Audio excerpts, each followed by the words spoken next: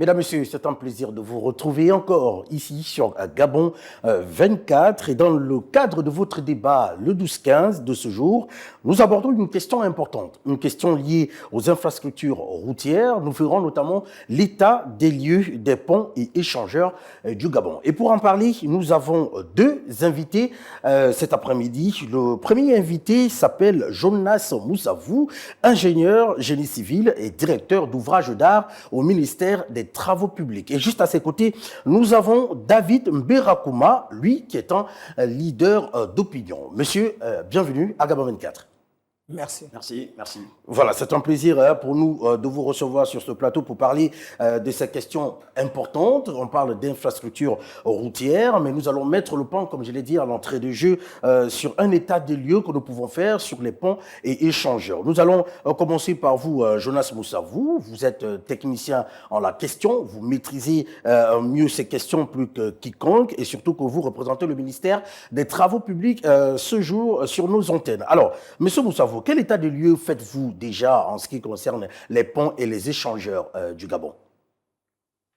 Merci déjà pour m'avoir convié à ce bel échange. Il est temps justement de donner à chacun des mots une définition tout à fait précise pour que les uns et les autres s'en imprègnent. Exactement. Alors, un échangeur, par définition, on pourrait penser que c'est une intersection routière à plusieurs niveaux. Ou autrement dit, c'est un aménagement autoroutier à plusieurs bretelles. Voilà ce qu'on peut dire succinctement d'un échangeur, sinon d'un pont. Alors, s'agissant de l'état des lieux, tel que vous posez la question, c'est une question justement très, très préoccupante pour les techniciens que nous sommes et surtout pour les gouvernants, quand on sait que le réseau routier gabonais, il est suffisamment dense. Et là-dedans, nous avons deux types de réseaux routiers. Nous avons le réseau routier prioritaire et le réseau routier secondaire. S'agissant du réseau routier prioritaire, c'est qu'on pourrait retenir aujourd'hui sur l'ensemble un peu de nos routes nationales ou sinon les routes interrégionales, nous pouvons penser que nous avons une belle avancée, sachant par ailleurs que sur ces routes, nous avons pu percevoir à ce jour les ouvrages, donc notamment les ponts, définitivement construits, ou sinon, dans une moindre mesure, semi-définitivement construits. A contrario, sur le réseau routier secondaire, aujourd'hui, en termes un peu de comptabilité, nous avons encore 611 ouvrages à peu près, sinon 616 ouvrages précaires. Ceux-ci devraient être remplacés soit définitivement ou semi-définitivement. Pour la plupart de ces ouvrages, il faut noter les ponts forestiers, parce qu'il faut faire un distinguo, et les ponts en bois. Donc, il y a un vaste programme qui est en train d'être mis en place, avec une stratégie suffisamment prononcée, autour de laquelle Monsieur le ministre des Travaux publics met tout son accent pour pouvoir justement mener à bien ce programme qui consiste justement au remplacement de ces ouvrages précaires qui sont un gros souci sur notre réseau routier national.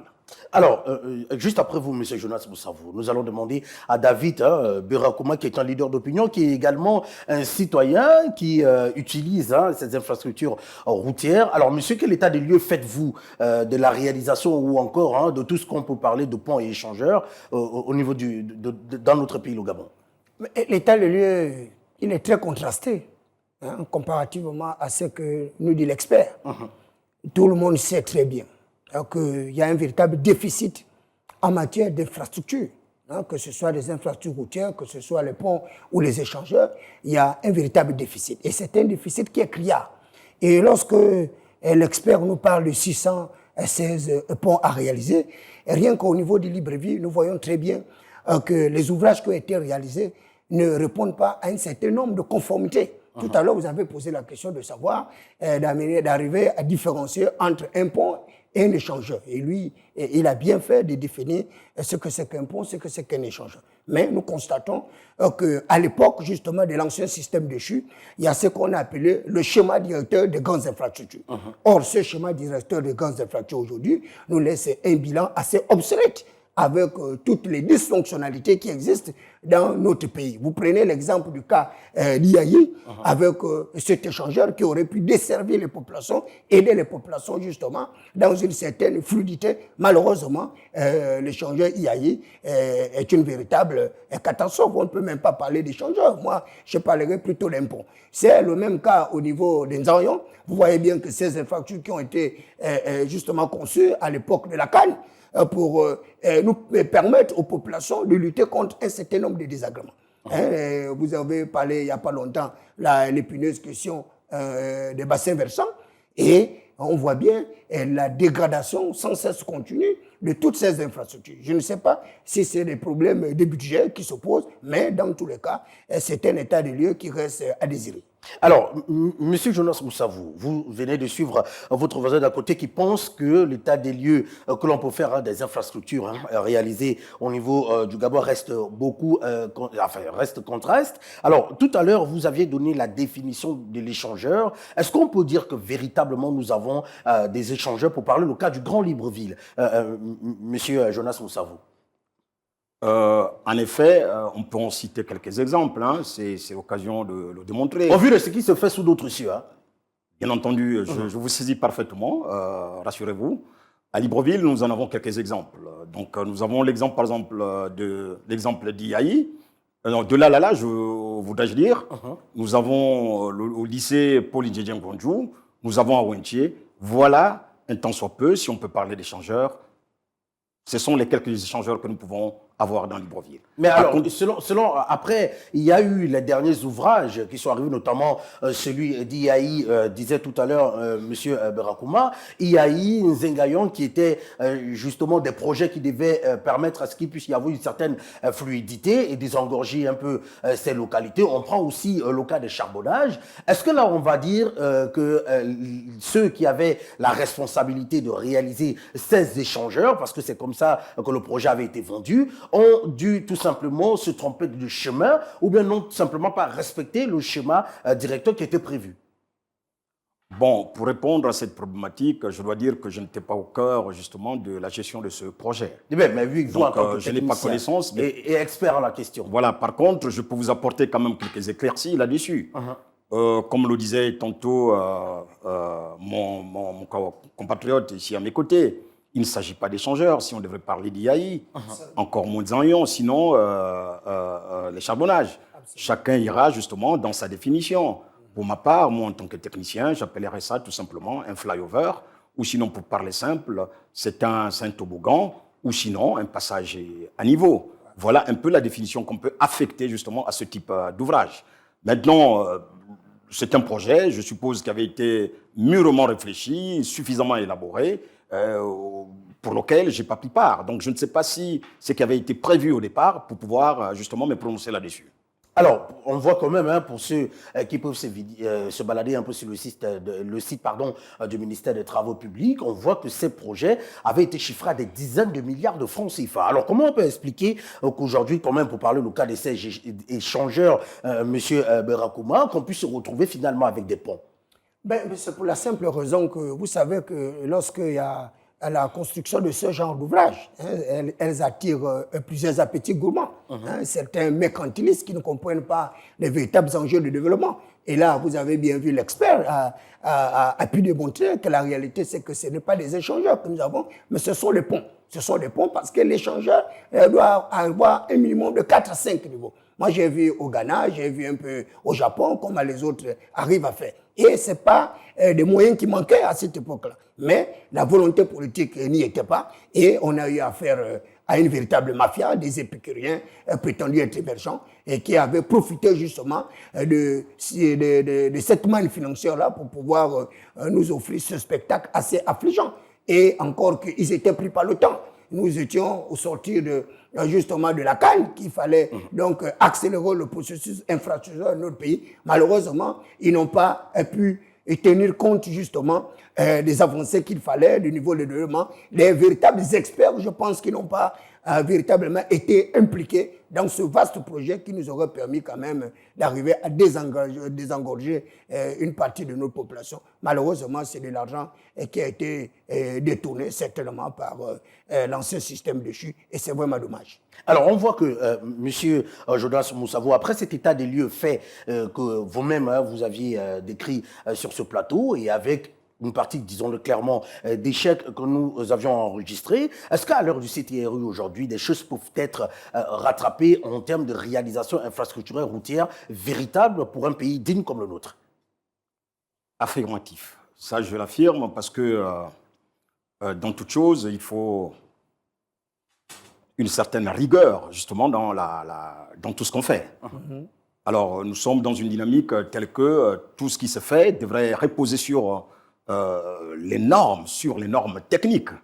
Donc, par conséquent, si jamais il y a l'élaboration d'un projet, en fait, puisque aujourd'hui, la thématique, c'est les échangeurs, c'est les ponts, nous sommes là-dessus et nous avons justement des partenaires, en fait, qui nous sollicitent, qui viennent vers nous pour pouvoir, en fait, nous proposer ce genre de projet. Et si ces projets devraient être, si vous voulez bien, devraient être examinés, analysé, approuvé par le ministère en fait, sectoriel que nous sommes, donc notamment le ministère des Travaux publics, sous l'impulsion du général Nzengen Zondou, rassurez-vous que les choses devraient être faites comme chacun de nous l'attend.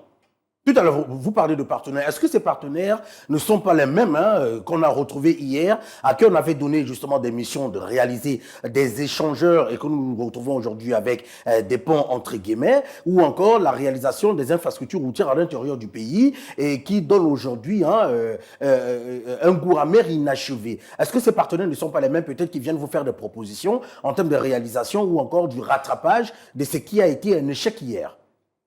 J'aurais préféré que vous parliez plutôt des acteurs qui ont suivi ces différents projets, plutôt que de parler de partenaires qui, eux, pour la plupart, pourraient arriver avec leur financement et pourraient nous proposer des choses. Mais étant donné qu'il s'agit là d'un projet qui est un projet d'un intérêt général, donc qui repose justement sur le budget de l'État, j'entends par là, même si un partenaire devrait arriver avec un financement, sachez-vous que c'est dans le cadre justement de la dette. Donc, in fine, c'est le Gabon qui finit par payer. Donc, avant tout, c'est d'abord l'argent du Gabon, donc c'est la propriété gabonaise. Maintenant, autour justement de la gestion du projet, c'est de là justement que se pose la question. Quels sont ces acteurs-là qui conduisent le projet? Quelle est leur moralité? Quelle est justement leur rigueur par rapport aux attentes justement des populations en fait que nous sommes?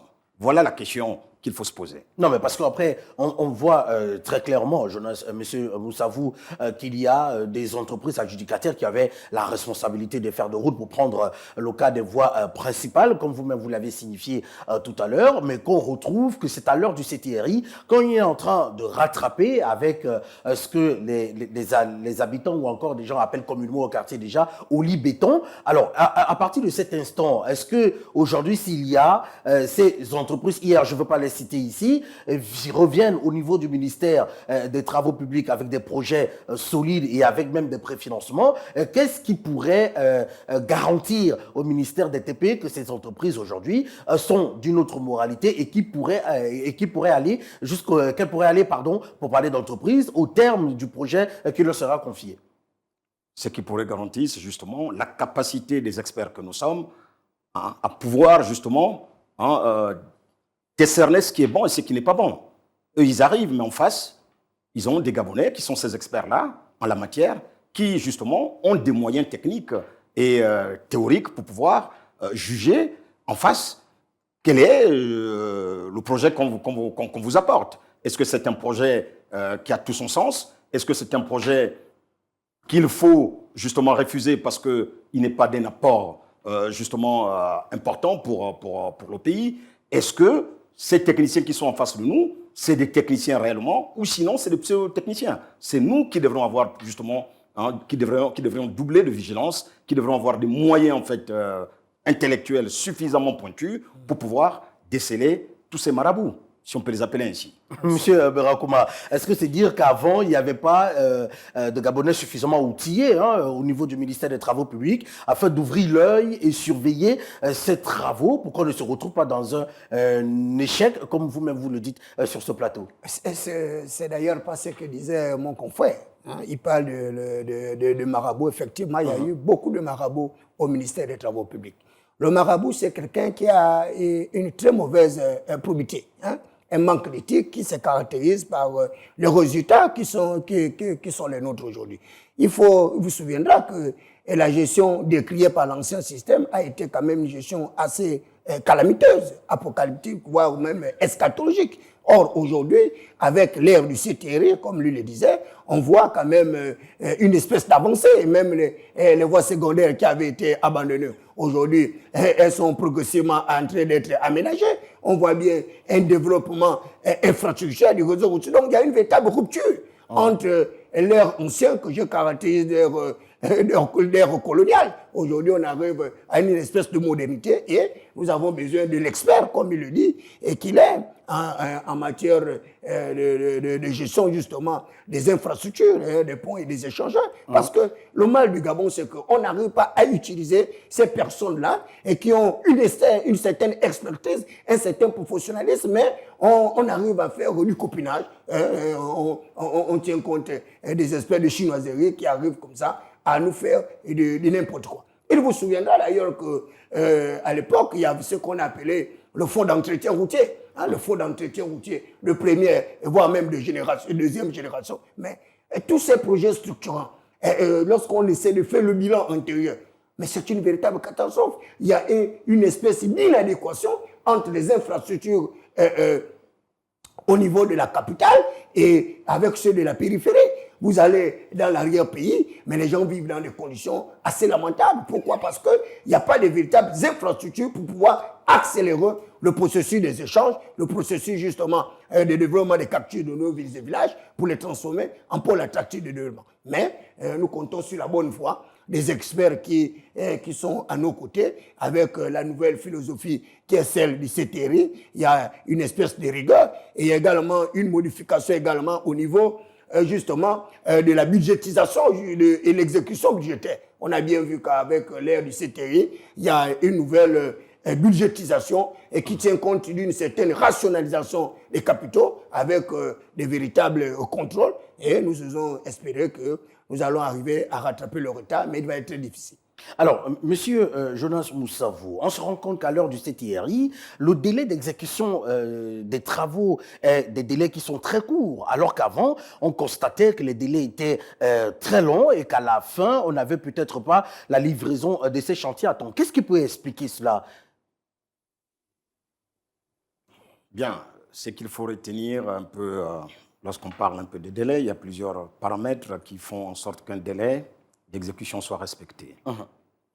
Premièrement, sur le plan technique, une entreprise adjudicataire, donc qui est attributeur en fait, des travaux, devrait pouvoir avoir la capacité nécessaire pour pouvoir mener à bien sa mission.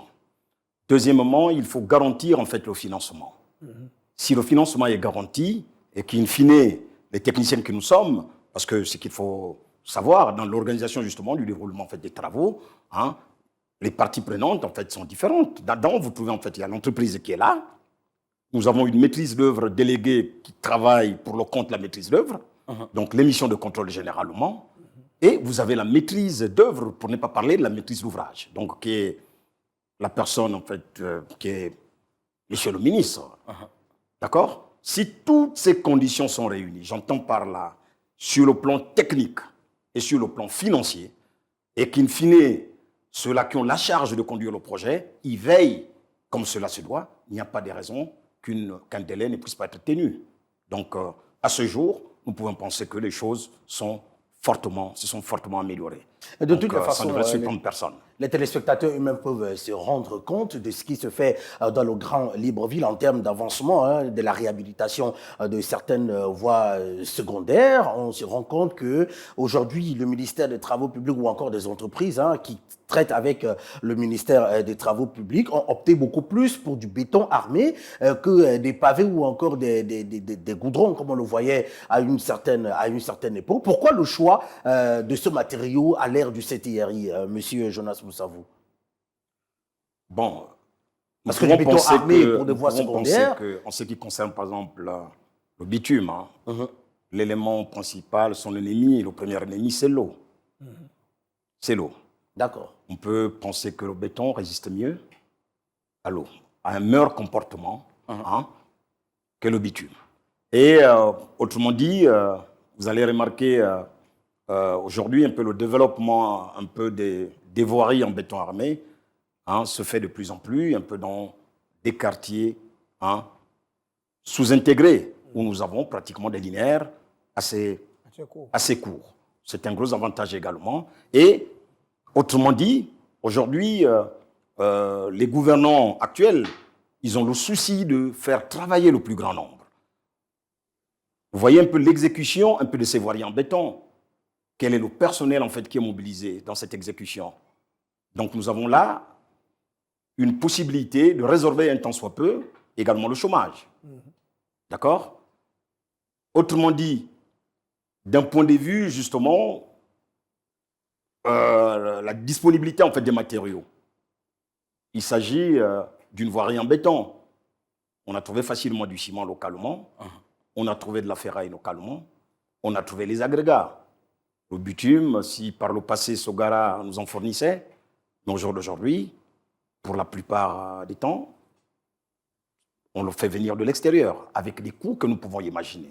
Donc, il y a une étude en fait qui est en train d'être approfondie, non seulement pour maîtriser les coûts de ce genre de structures routières, mais en même temps maîtriser également tous les paramètres qui concourent à aller plus rapidement pour avoir des délais encore plus souples. Et autrement dit, puisque lorsqu'il a été question justement de lancer ce vaste projet de développement des routes en béton, il y avait une absence d'une méthodologie en fait d'exécution.